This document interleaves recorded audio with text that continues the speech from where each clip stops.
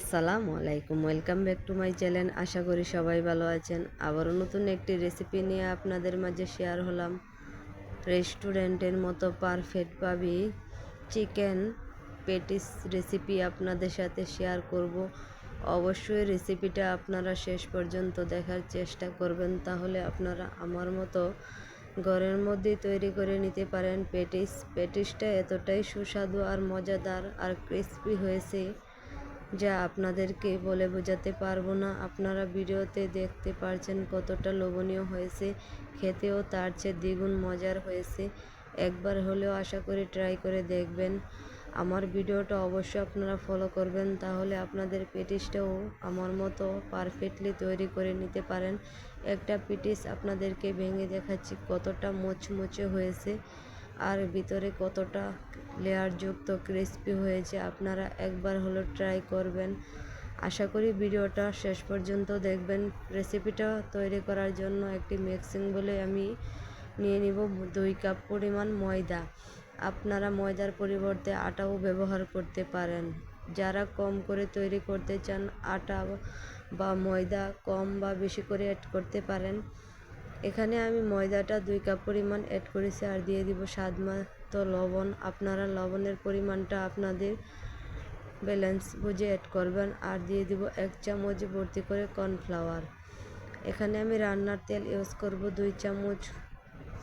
আপনারা অবশ্যই রান্নার তেলের হাতের কাছে যদি বাটার বা ঘি থাকে অ্যাড করতে পারেন। আমার হাতের কাছে ছিল না, তাই জন্য এখানে আমি তেল ইউজ করেছি আর ভালো করে ময়ান করে নিয়েছি। দেখুন, হাত দিয়ে যখন মোট করেছি মোট হয়ে গেছে, তখন মনে করবেন আপনাদের পারফেক্টলি ময়ান করা হয়ে গেছে। এখন আমি একটি ডো তৈরি করে নিব। অল্প অল্প পানি দিয়ে আপনারা ডোটা তৈরি করবেন। একসাথে বেশি করে পানি দিতে যাবেন না, তাহলে ডোটা অনেকটা নরম বা শক্ত হয়ে থাকতে পারেন। আমার ডোটা কতটা পারফেক্টলি তৈরি করা হয়েছে, 2 কাপ পরিমাণ পানি ময়দার সাথে আমার 1 কাপ পরিমাণ পানি লেগেছে। আমি এখানে একটা লিকুইড তৈরি করব। সেটা তৈরি করার জন্য আমি কর্নফ্লাওয়ার নিয়েছি 3 চামচের মতো। এখানে কর্নফ্লাওয়ার দিয়ে তৈরি করতে হবে, তাহলে আপনাদের যে লিকুইডটা তৈরি করবেন তাহলে ভিতরটা অনেকটা ক্রিস্পি হবে। আর এখানে আমি বাটার দিয়ে দিব 1 চামচ। বাটার আর কর্নফ্লাওয়ারটা আমি ভালো করে গুলে একটা লিকুইড তৈরি করে নিব। আপনারা দেখতে পাচ্ছেন লিকুইডের ঘনত্বটা কেমন হয়েছে, বেশি পাতলা বা ঘন হয় না, এরকম একটা লিকুইড তৈরি করে আমি এক সাইডে রেখে দিয়েছি। আর এদিকে আমি একটা চিকেন পোরটা তৈরি করে নিব। যে আমি পেটিসের ভিতরে আমি পোরটা তৈরি করব, সেই পোরটা এখন আমি রান্না করে নিব। রান্নাটা করার জন্য আমি একটি কড়াই বসিয়ে গরম করে দিয়ে দিব পরিমাণ মতো তেল। তেলের পরিমাণটা আপনাদের টেস্ট বা ব্যালেন্স বুঝে অ্যাড করবেন। আর এখানে আমি দিয়ে দিব 1 কাপ পরিমাণ ভর্তি করে পেঁয়াজ কুচি করা। পেঁয়াজের পরিমাণটা একটু বেশি করেই লাগবে। এখানে পেটিস তৈরি করার সময় পেঁয়াজের পরিমাণটা একটু বেশি করে লাগে, আপনারা অবশ্যই ফলো করবেন। আর পেঁয়াজটা তাড়াতাড়ি নরম হয়ে যাওয়ার জন্য আমি এখানে লবণটা আগেই অ্যাড করেছি। আপনারা দেখতেই পাচ্ছেন, লবণটা যদি আগে দিন তাহলে তাড়াতাড়ি আপনাদের পেঁয়াজটা সিদ্ধ হয়ে বা নরম হয়ে কালার এসে যাবে। আমার পেঁয়াজের কালারটা এসে গেছে, আপনারা দেখতে পাচ্ছেন। আর এখানে আমি 1 কাপ পরিমাণ মতো আমি চিকেনটা আগে থেকে সিদ্ধ করে আমি ছাড়িয়ে নিয়েছি। আপনারা চিকেনের পরিমাণটা একটু বেশি করে বা কম করেও অ্যাড করতে পারেন।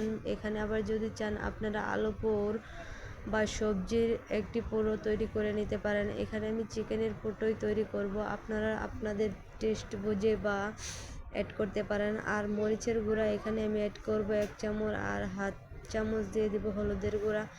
জালটা আপনাদের ব্যালেন্স বা আপনাদের স্বাদ মতো আপনারা মরিচটা অ্যাড করতে পারেন। আমি এখানে আমার মতো অ্যাড করেছি। আর দিয়ে দিব হাফ চামচ জিরার গুঁড়া, 1 চামচ দিয়ে দিব এখানে গরম মশলার গুঁড়া। গরম মশলার গুঁড়া অপশনাল, আপনারা হাতের কাছে থাকলে দিবেন, না থাকলে স্কিপ করতে পারেন। আর দিলে আপনাদের যে পোরটা তৈরি করবেন খেতেও ভালো লাগবে, একটা ফ্লেভারও আসবে। এখানে আমি টেস্টিং সল্ট অ্যাড করব 1 চামচ করে। অবশ্যই পেটিসে টেস্টিং সল্ট অ্যাড করা হয়। টেস্টিং সল্ট দিয়ে আমি ভালো করে নাড়েচাড়ে মিশিয়ে নিব। আর এদিকে আমি সামান্য পরিমাণ পানি দিয়ে দিব, যাতে মশলাটা ভালো করে মাংসের ভিতরে গায়ে গায়ে যায়। সেই জন্য এখানে আমি সামান্য পরিমাণ পানি দিয়েছি। এখানে পানিটা দিয়ে ভালো করে যখন পানিটা শুকিয়ে যাবে, তখন আমি পোরটা আমার প্রায় রেডি হয়ে গেছে। এখন আমি পোরটা ঠান্ডা করে নিব। পোরটা ঠান্ডা হওয়ার জন্য এখন আমি গ্যাসটা অফ করে দিলাম। আর এদিকে আমি পোরটার মধ্যে আমি 1 চামচ চিলি ফ্লেক্স অ্যাড করেছি।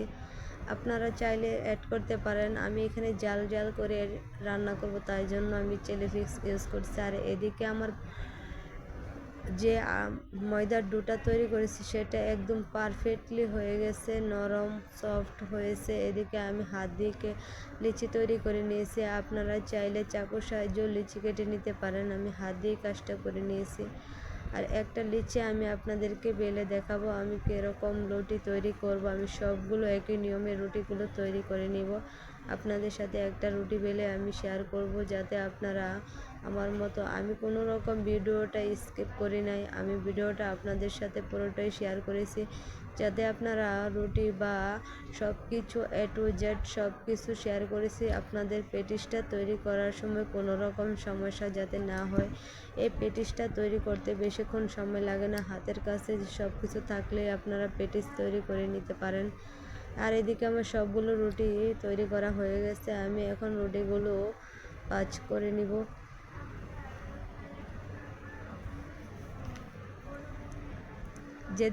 এদিকে আমি যে রেকর্ডটা তৈরি করেছি, আমি রুটির উপর রেকর্ডটা দিয়ে ভালো করে হাত দিয়ে এই কাজটা করতে হবে, তাহলে আপনাদের ভিতরে লেয়ারটা অনেক সুন্দর আসবে। আমি হাত দিয়ে কাজটা করব, কোনো রকম ব্রাশ ইউজ করব না বা কোনো রকম চামচ দিয়ে এই কাজটা করব না। এই কাজটা অবশ্যই হাত দিয়ে করতে হবে, তাহলে আপনাদের কাজটা, আপনাদের যে লেয়ার লেয়ার হবে সেটা অনেক সুন্দর আসবে।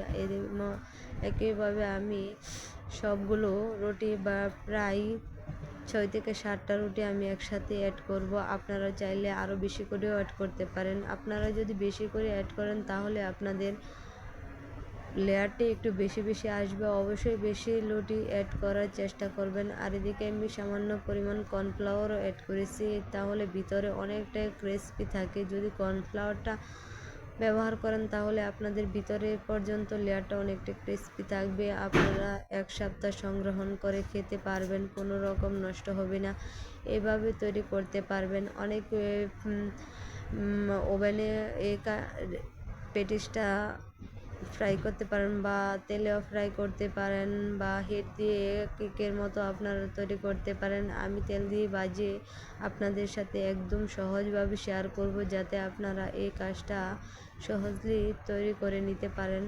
সবগুলো আমি রুটি একে একে করে আমি সেট করে নিতেছি। আপনারা দেখতেই পাচ্ছেন আমার কাজটা আপনাদের যাতে সহজ হয়, তাই জন্য আমি কাজটা সব কিছু আপনাদের সাথে শেয়ার করেছি, আপনারা যাতে সহজভাবে এই রেসিপিটা তৈরি করে নিতে পারেন।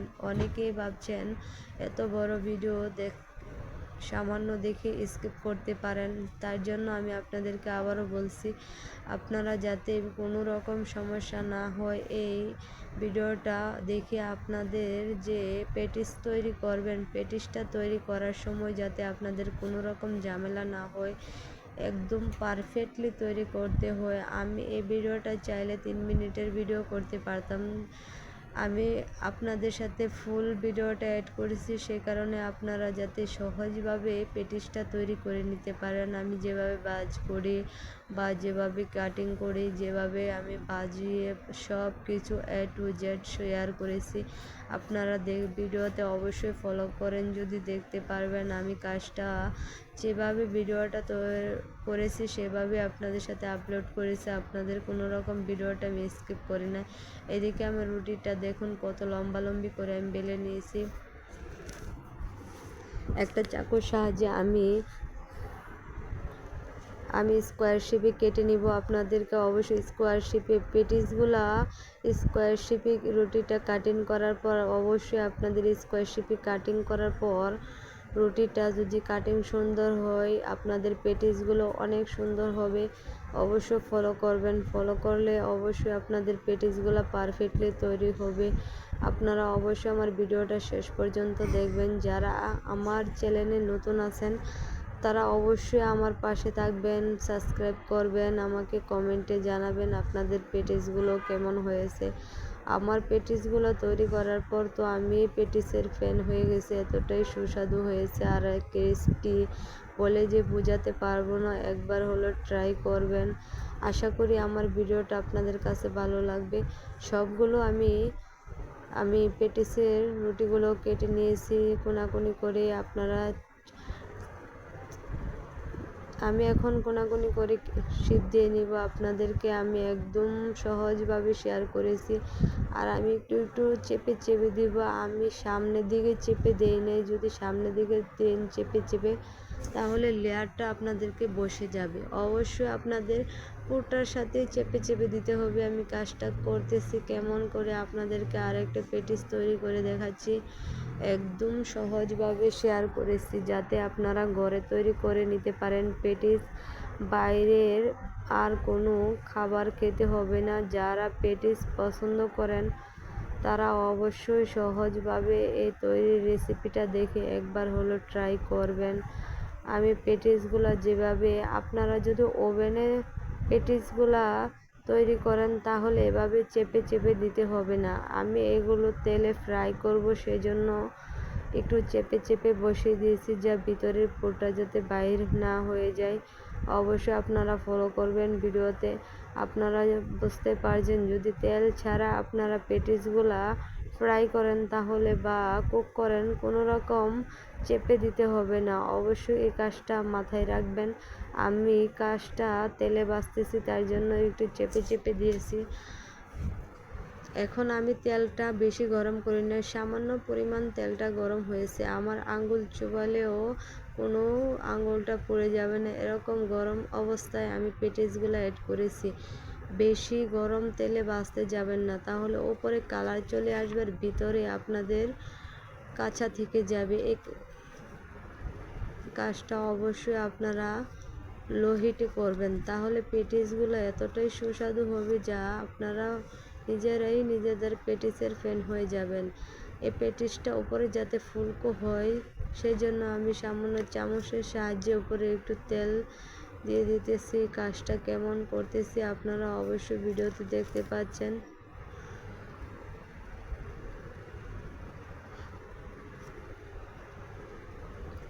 একদম সহজ, কোনো রকম ঝামেলা নেই। এই পেটিস তৈরি করার সময় আপনারা অনেকে ভাববেন পেটিসগুলো কেমন হবে, খেতে কেমন হবে।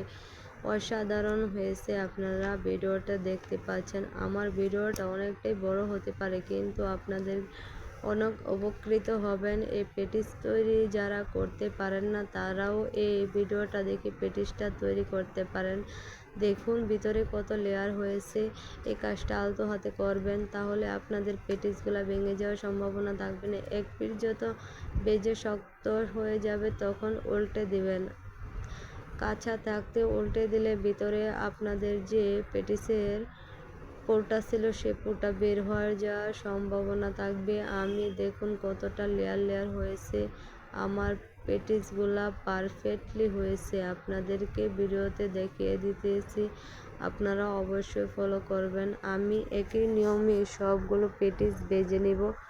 আপনাদের সুবিধার্থে আমি পেটিসগুলো ভেজে দেখাচ্ছি যাতে আপনারা পেটিসগুলো ভাজার নিয়মটাও জেনে রাখেন। অনেকেই পেটিস ভাজার সময় বেশি হিট দিয়ে ভেজে ফেলুন, তাহলে ওপরে কালার চলে আসবে আর ভিতরে শক্ত থাকবে বা কাঁচা থাকবে, ভিতরে সুন্দর হবে না, লেয়ারগুলো সুন্দর হবে না। অবশ্যই পেটিসগুলো ভাজার সময় আপনাদের লো হিটে ভাজতে হবে।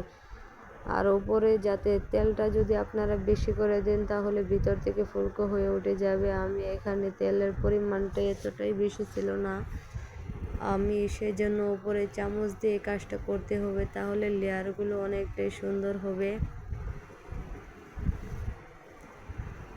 কাজটা একদম সহজ, আপনারা একবার হলো ট্রাই করতে পারেন। এই পেটিস তৈরি করতে কোনো রকম ঝামেলা লাগবে না। আপনারা একবার ট্রাই করবেন। আমি আপনাদেরকে ভেজে দেখাচ্ছি।